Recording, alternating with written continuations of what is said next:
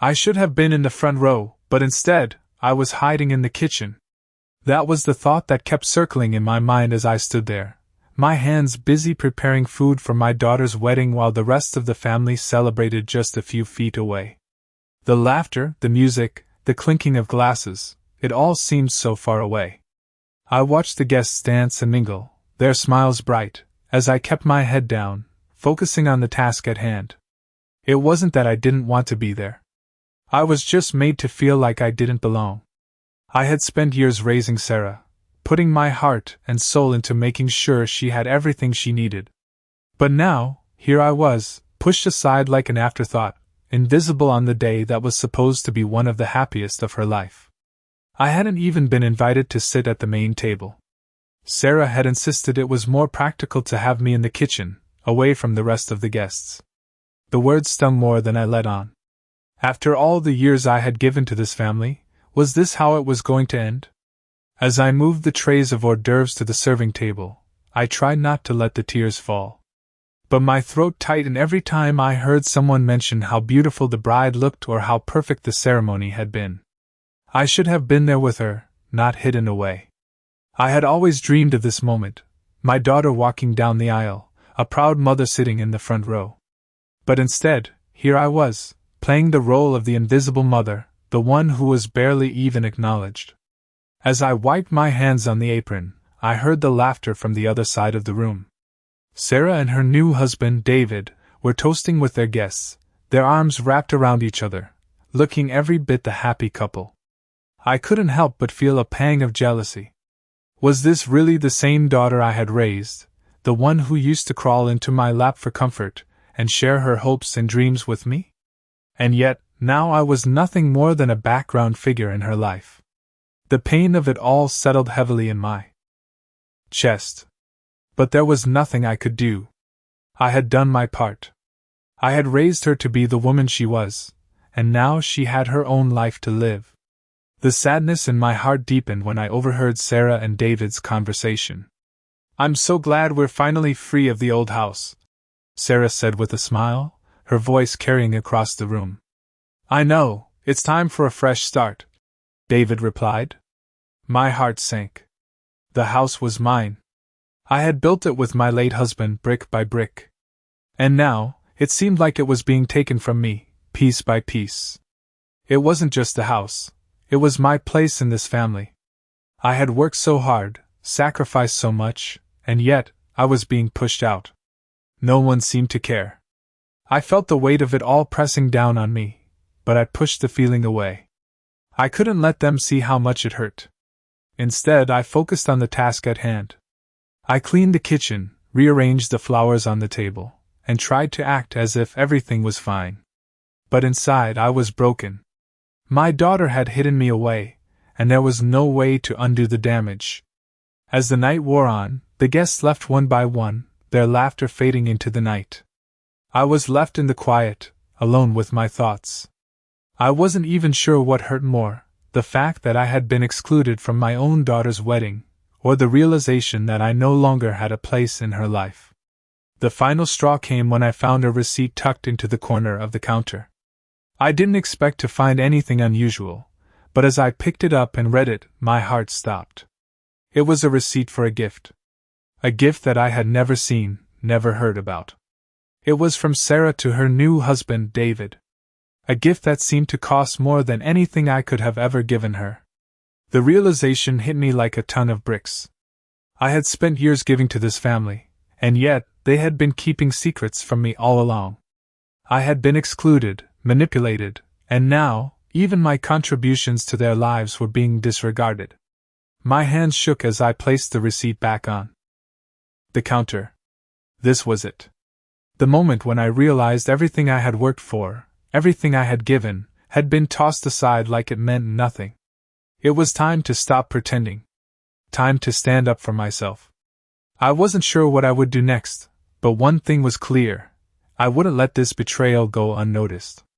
No longer would I be the invisible mother, hidden in the kitchen, out of sight and out of mind.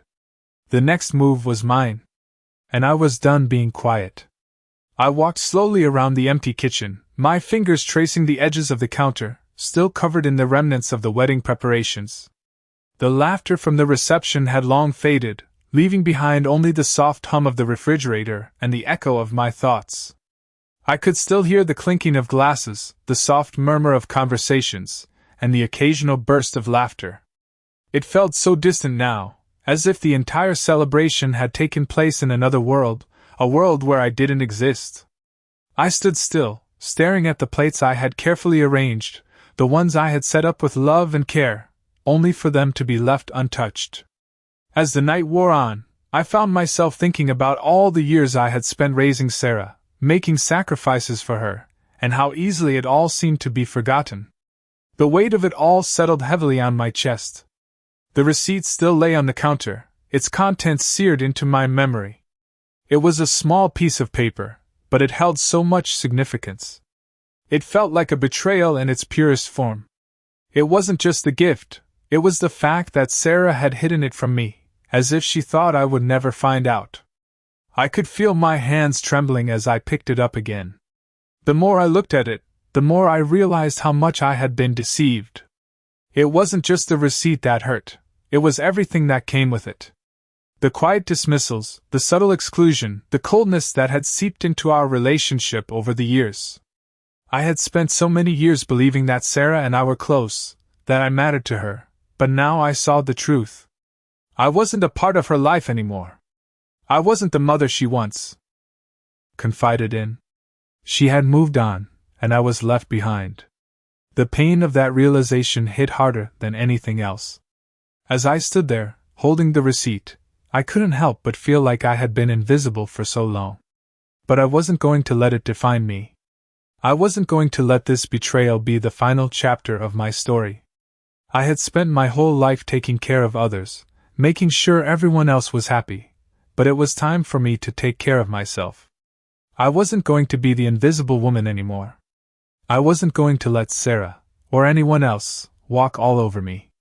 The next morning, I woke up with a sense of resolve that I hadn't felt in years. The house was still quiet, the remnants of the wedding day still lingering in the air. But today was different. Today, I was going to take control. I wasn't going to sit in the background and watch as my family ignored me. I had given everything for them, and it was time to stand up for myself. I decided to confront Sarah, but not in the way she expected. I wasn't going to yell or scream. I wasn't going to make a scene. No, this time, I was going to show her just how strong I was. I was going to stand my ground and make sure she understood that I wasn't going to be pushed around anymore. The thought gave me a sense of power, a power I hadn't felt in a long time. As I walked around the house, gathering my things, I couldn't help but feel a sense of peace wash over me. It was a quiet peace, a peace that came from knowing that I was finally standing up for myself. I wasn't sure what would happen next, but I knew one thing for sure: I wasn't going to let this betrayal define me. I wasn't going to let Sarah's actions dictate how I lived my life. I had spent too long taking care of everyone else. Now it was time to take care of me. The house felt different as I walked through it for the last time. The walls, once filled with memories of my family, now seemed hollow. But I wasn't sad. I wasn't angry. I was simply letting go. Letting go of the hurt, the disappointment, and the years of feeling invisible. It was time for me to move on, to find my own path, away from the family who had left me behind. As I stepped out the door, I looked back one last time. The house that had been my home for so long was now just a place in the past, a place where memories lingered but no longer held me captive. I wasn't sure what the future held, but for the first time in a long time, I felt free. Free to be who I was meant to be, without the weight of my family's expectations holding me down. I woke up early the next morning, the sun barely peeking through the curtains. It felt like a new day, like a fresh start, though I knew the road ahead wouldn't be easy. My mind kept returning to the night before, the wedding, the receipt, and the pain I had felt being hidden away in that kitchen. I had lived my whole life for my family, and now, I was nothing more than an invisible woman in their eyes. The thought of Sarah, laughing and celebrating with her friends, while I was in the background, left me with a deep sense of loss. But I wasn't going to let that define me anymore.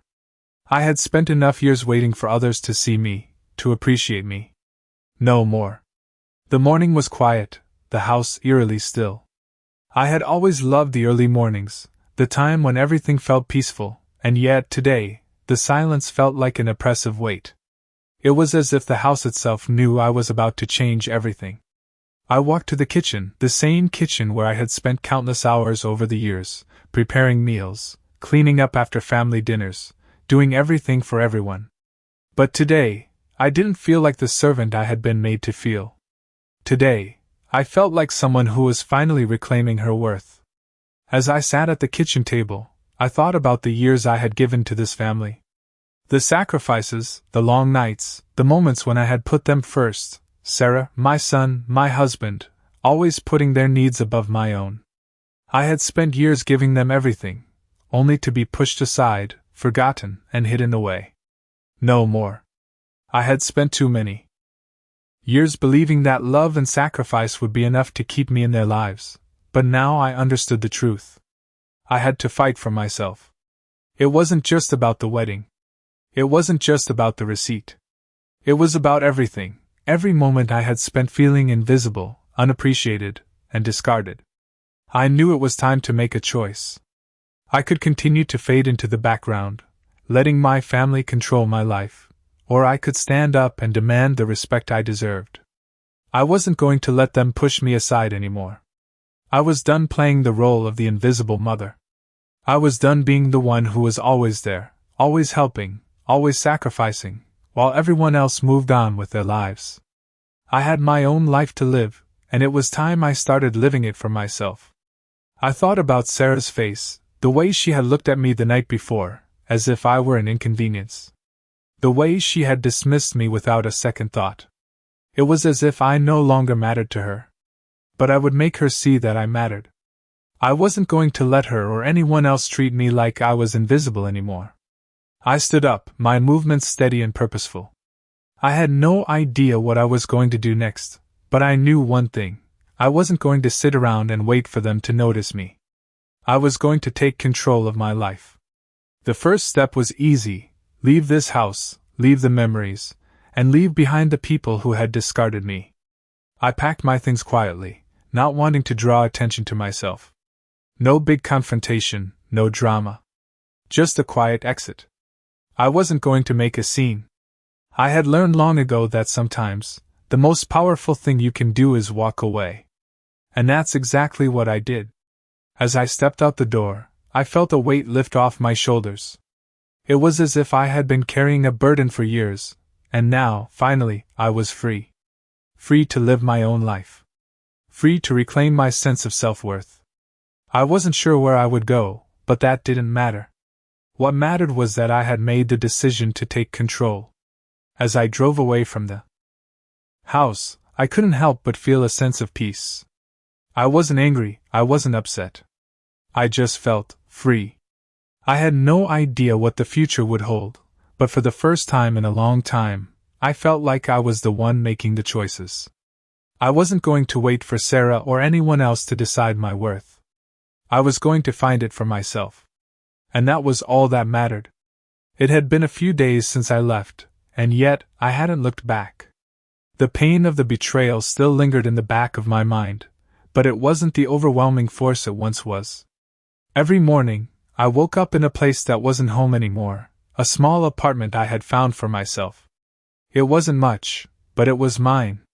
I spent the first few days settling in, unpacking my things, taking time to breathe in the quiet space that was entirely my own. No longer was I in the background, no longer a shadow in my own life. I felt a sense of peace I hadn't known in years. The silence wasn't suffocating anymore, it was liberating. I didn't have to listen to the whispered conversations or the subtle exclusion. I could just be. I wasn't sure what I was going to do with this newfound freedom, but I knew it was mine to decide. I thought about Sarah, how she had treated me, how she had hidden me away during her wedding.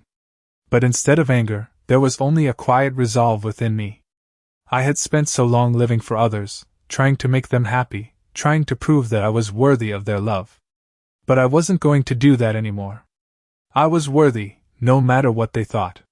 No matter what Sarah thought. The days passed slowly, but the emptiness in my chest seemed to shrink a little with each passing moment. The more I settled into my new life, the more I realized just how much I had sacrificed for others. And just how much I had given up of myself in the process. There were moments when I would sit in the small living room of my apartment, looking out the window at the world outside. It was a strange feeling, the sense of being completely detached from the life I had known for so long. I no longer had the weight of my family's expectations pressing down on me. I no longer had to pretend to be someone I wasn't. But there was still a part of me that missed it. That missed being a part of something.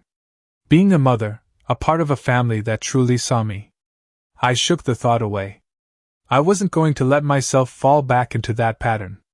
I had spent too many years allowing others to define me. Now, it was time for me to define myself. I started by taking small steps. I enrolled in a painting class.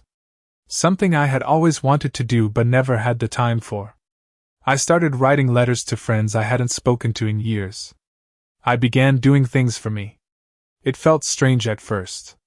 To do something that wasn't for Sarah, or for my husband, or for anyone else. But slowly it felt good. It felt like I was finding myself again. One afternoon, as I was walking through the park, I saw a woman sitting alone on a bench, her face familiar. I couldn't place her at first, but then it clicked. It was Maggie, my daughter-in-law. The woman who had been so cold to me, the one who had so easily dismissed me when I was nothing more than a burden. She was sitting there, reading a book, completely unaware of my presence. I paused for a moment, watching her. I felt nothing. No anger, no bitterness. Just an emptiness. I had spent so many years resenting her for what she had done, but now I saw her for what she truly was, someone who was just as lost as I had been. I turned away before she saw me. It wasn't time for confrontation. Not yet. I wasn't angry anymore. I didn't need to prove anything. I had nothing to prove to anyone. I had spent too many years trying to make others see my worth, but now I knew my worth. And I didn't need anyone else to validate it. That afternoon, I found myself sitting at my small kitchen table, sipping tea, and writing in a journal. I had started keeping one for the first time in my life. It was strange, but it felt right. I wrote about the past, about the years I had spent trying to please everyone else. And then, I wrote about the present. About the peace I had found in the quiet of my own life. About the future, which was mine to create. I wasn't sure what would come next. But I wasn't afraid anymore.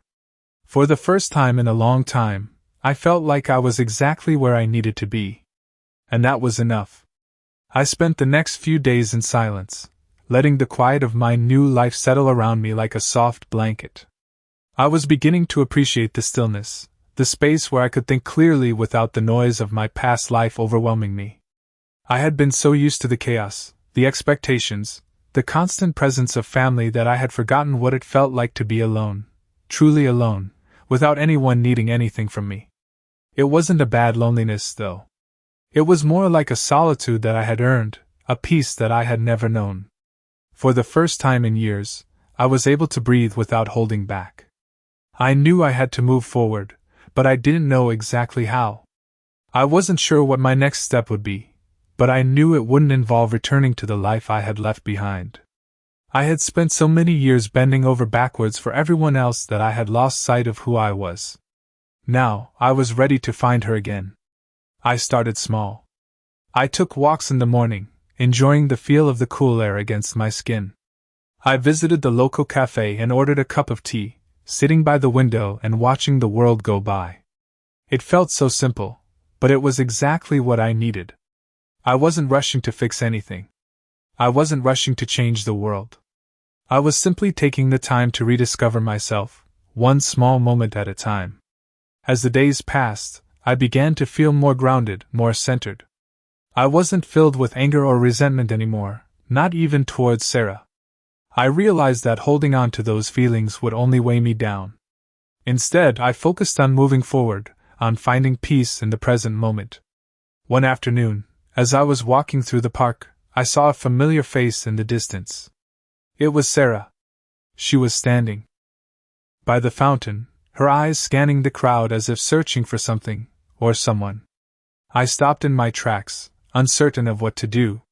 Part of me wanted to turn and walk the other way, to avoid her altogether. But another part of me knew that this was a moment I couldn't avoid. It was time to face her, to face the truth, and to finally find some closure. I took a deep breath and walked towards her.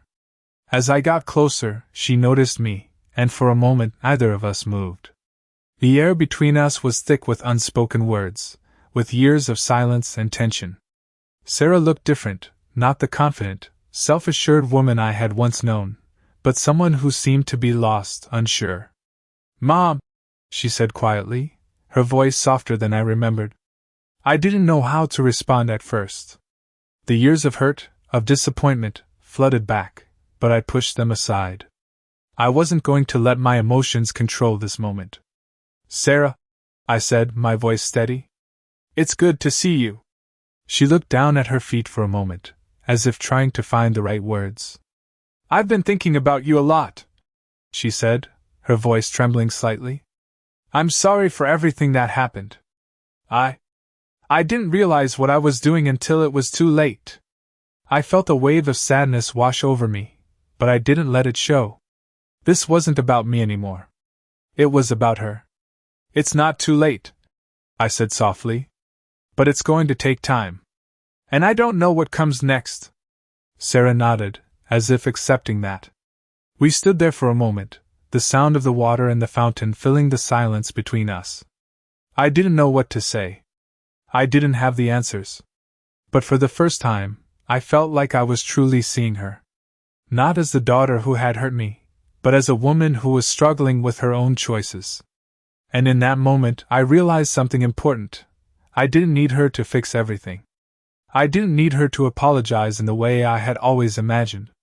I just needed to let go of the past and move forward with my life. I had done enough for everyone else. Now, it was time to do something for me. I turned and began to walk away, feeling a sense of release. For the first time in a long time, I felt like I was heading in the right direction. I didn't know what the future held, but I was ready to face it. And that, I realized, was enough. I spent the next few weeks living with a quiet sense of uncertainty. I wasn't sure where this new path would take me, but I wasn't afraid anymore. The weight of the past was lifting, piece by piece, and in its place, I was starting to discover something new, something I hadn't known in years. Freedom.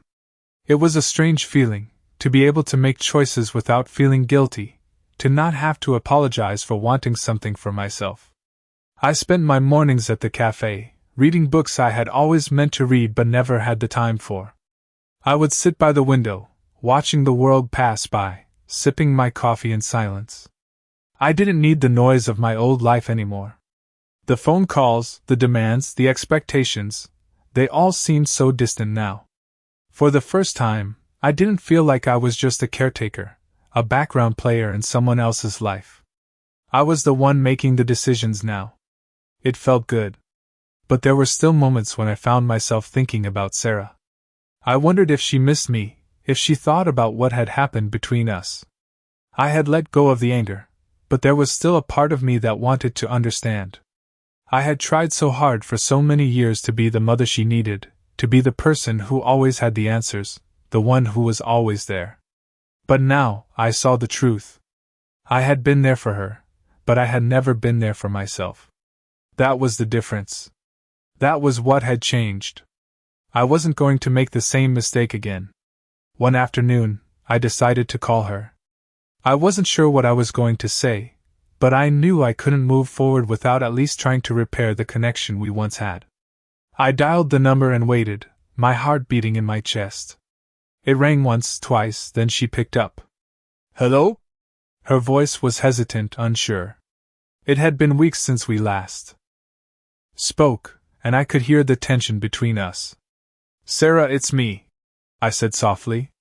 "I just wanted to talk." There was a long pause before she spoke again. "I wasn't sure if you would call." Her voice cracked a little, and I could hear the emotion behind it. It was strange, hearing her sound so vulnerable. I had always been the strong one, the one who held everything together, and now, I could hear the cracks in her voice. "I've been thinking a lot," she said, her words slow, careful. "I'm sorry, Mom. For everything. For pushing you away. I never meant to hurt you." I felt a lump form in my throat. It wasn't the apology I had imagined in my mind, but it was enough. Enough to start rebuilding, even if just a little. "I know," I said, my voice steady but soft. "It's not easy, Sarah. It's not easy to forgive, and it's not easy to forget. But I don't want to keep living with this distance between us." She was quiet for a moment. "I don't know what to say," she admitted. "I don't know how to make it right. But I'm willing to try." I smiled to myself. It wasn't perfect. It wasn't the resolution I had always hoped for. But it was a start. And that was all I could ask for. We talked for a while longer, small talk, nothing too deep, but it felt good. It felt like the first step towards healing, for both of us. After we hung up, I sat in silence, letting the words sink in. I wasn't sure what the future held, but I knew one thing. I was no longer willing to live in the shadows. I had spent too many years doing that. Now, I was ready to step into the light, to rebuild the relationships that mattered most to me, but on my terms. I didn't know if Sarah and I would ever go back to the way things were, but I wasn't going to let that stop me. I was going to keep moving forward, keep building this new life for myself, one step at a time. The phone call had been a small moment, but it was a moment of change. It reminded me that I had a voice, that I was still worthy of love and respect, even if it had taken me a long time to realize it. And for the first time in a long time, I felt like I was finally on the right path. The days seemed to pass in a blur after my conversation with Sarah. It wasn't that I had expected everything to be magically fixed, but something inside me shifted. For the first time in a long time, I felt a glimmer of hope. It wasn't the kind of hope that promised everything would be perfect. It was the kind that came with knowing that I had done my part, and now it was time to let things unfold in their own way. I spent the next few weeks continuing with the quiet routine that had become my new normal. I enjoyed my small victories, the moments of peace, and the days where I felt like I was slowly rebuilding a life that had been shattered. But there were times when the weight of everything that had happened would settle over me, and I would find myself thinking about the past. I thought about Sarah, how she had treated me, and how it had hurt so much. I thought about my old home, the house that once felt so full of life, now empty and distant. And I thought about my own worth, how I had spent so many years questioning it. But then I would remind myself, this was my new beginning. I was no longer the person I had been. I was learning to stand on my own, to embrace who I was becoming, and to move forward without looking back. One afternoon, I decided to take a trip to the lake. I had always loved the water, the way it seemed to soothe my soul, and I felt like it was time for a change of scenery. The drive was peaceful, the road lined with trees beginning to show the first hints of fall colors. The air felt fresh, and for the first time in weeks, I allowed myself to relax. When I arrived at the lake, I walked down to the water's edge, watching the ripples on the surface as the breeze passed through. It felt good to be away from everything, away from the noise and the expectations. For a moment, I could breathe without feeling like I had to carry the weight of the world on my shoulders. As I stood there, taking in the beauty of the lake, I realized something important. I wasn't just running away from my past, I was choosing to heal. I was choosing to take control of my life and decide what came next. It wasn't easy, and there were moments when the pain of what had happened would creep back in, but I had learned that I didn't have to carry that pain with me. I could let it go, piece by piece. I spent the next few hours sitting by the water, reflecting on everything that had happened. The silence was comforting. It wasn't the silence of loneliness, it was the silence of acceptance. I wasn't ashamed of my journey. I wasn't ashamed of the mistakes I had made, the things I had overlooked, or the things I had allowed to happen. I was learning from them. I was growing. As the sun began to set, casting a golden glow over the water, I felt a sense of calm wash over me. It was a quiet confidence, the kind that comes when you realize that you've made it through the storm. I wasn't the same person I had been before all of this. I was stronger, more aware of my own worth, and more determined than ever to create a future that was mine. When I returned to my apartment that evening, I felt like I was walking into a new chapter of my life. The space I had created for myself now felt like home in a way it hadn't before. I had done it. I had taken the first steps toward building a life that was entirely mine. And as I sat down at the kitchen table, I smiled to myself. I wasn't alone anymore. I had myself, and that was enough. The phone call with Sarah had been a turning point. It hadn't solved everything, but it had opened the door to something new. I didn't know what the future held, but I wasn't afraid of it anymore. I knew that I was finally on the right path, and for the first time in years, that was enough. The days after my trip to the lake felt different, like I was seeing the world through a new lens. There was a calmness in me that I had never known before, a stillness that made everything around me seem clearer. The quiet that had once felt like a burden now felt like a sanctuary. I wasn't just existing anymore. I was living. I was no longer rushing to fill the emptiness with distractions, with people who didn't truly see me. I was content in my own company, something I had forgotten how to do for so many years. The phone calls stopped being a priority. I didn't need to constantly check in with Sarah or anyone else. For the first time in my life, I didn't feel like I had to be there for everyone, fixing their problems, smoothing things over. I could take a breath and not feel guilty about it. My mornings became mine. I woke up slowly, with no alarm clock pushing me into the day. I took my time making breakfast, savoring the quiet moments before the world around me started to wake up. I felt at peace with the simple things, sipping coffee on the porch, watching the birds outside, and listening to the soft hum of life. It wasn't a perfect life, but it was mine, and that was enough. I spent my afternoons visiting places I had always wanted to see, walking through parks, sitting in art galleries, and reading books I had never had the time to pick up before. Every day felt like a small adventure. The world was still out there, and I was finally ready to experience it on my terms. One afternoon, I received an unexpected call. It was Sarah. My heart skipped a beat, but I answered it. "Hi, Mom," she said, her voice cautious. "I've been thinking about everything. And I want to see you." There was a hesitation in her voice, but it wasn't the same kind of coldness I had felt before. "I'd like that," I said, surprising myself with how calm I sounded. I wasn't sure what had brought about this shift in her, but I was willing to see where it went. A few days later, we met at a cafe. It felt like a lifetime had passed since we had last sat down together, since we had last talked. We both seemed nervous, unsure of what to say, but neither of us wanted to turn back now. Sarah looked different. There was a softness to her that hadn't been there before, a vulnerability that I had never seen. She wasn't the confident, self-assured woman who had pushed me aside. She was just a person, trying to make sense of everything. "I'm sorry, Mom," she said, her eyes meeting mine for the first time in what felt like years. "I know I hurt you. And I regret it." I could see the sincerity in her eyes, and for the first time, I believed it. "I know," I said softly. "But it's not about the apology. It's about us moving forward, whatever that means." We sat in silence for a few moments, both of us letting the weight of those words sink in. I didn't expect everything to be fixed in one conversation.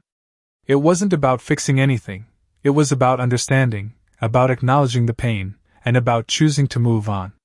"What happens now?" she asked, her voice uncertain. I took a deep breath, looking out the window at the world passing by. "We take it one step at a time," I said. "We don't have to rush. I'm not asking for everything to go back to the way it was. But I'm willing to try." There was no grand gesture, no dramatic reconciliation. It was just a quiet promise between us, a promise to try. I didn't know what the future held for Sarah and me. I didn't know if we would ever fully repair the damage, but that didn't matter. What mattered was that we were both willing to try. And for the first time in a long time, I felt like I had a choice in the matter. I didn't have to keep holding on to the past. I didn't have to stay angry or hurt. I could move forward, and I was ready. We talked for hours, about everything and nothing, and when we parted ways, I felt a sense of peace settle over me. It wasn't a perfect resolution, but it was progress. I wasn't asking for everything to be perfect, I just wanted something real. And I was starting to see that I was capable of having that. As I walked back to my apartment, I realized that I had come a long way. I wasn't the person I had been when all of this started.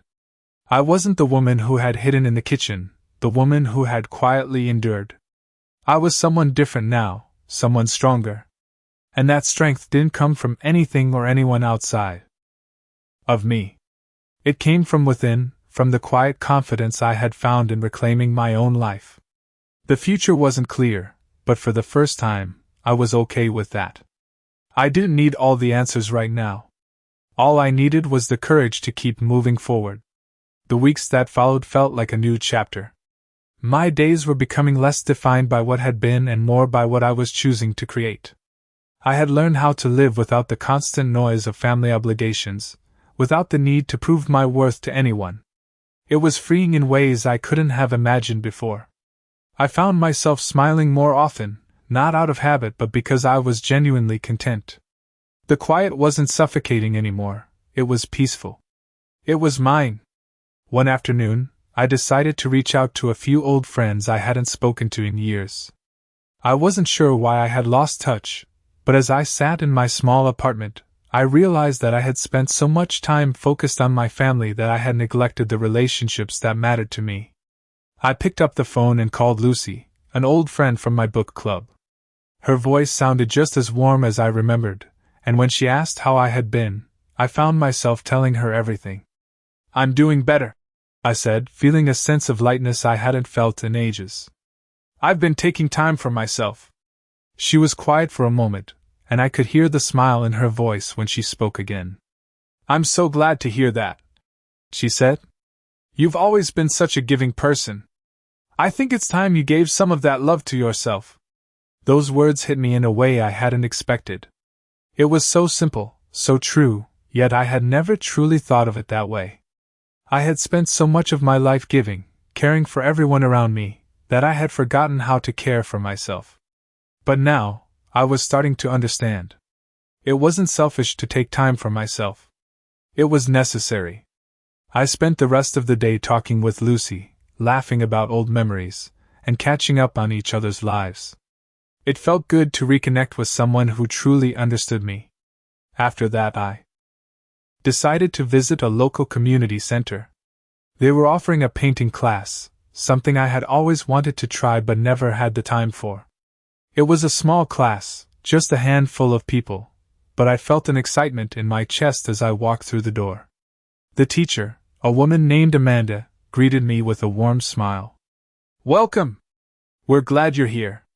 There was something comforting about her, something calming in the way she spoke. The class began with the basics, brushstrokes, mixing colors, and letting go of the need for perfection. It was hard at first. I wasn't used to allowing myself to just be in the moment, to not worry about whether I was doing it right. But as the class continued, I felt a sense of freedom in the strokes I made on the canvas. The pressure to be perfect, to please everyone, started to slip away. I was doing something for myself, something just for me. That night, I stood in front of the mirror, looking at the person I had become. I didn't recognize her at first, but then I realized, it was me. The real me. The person I had hidden for so long beneath the weight of everyone else's expectations.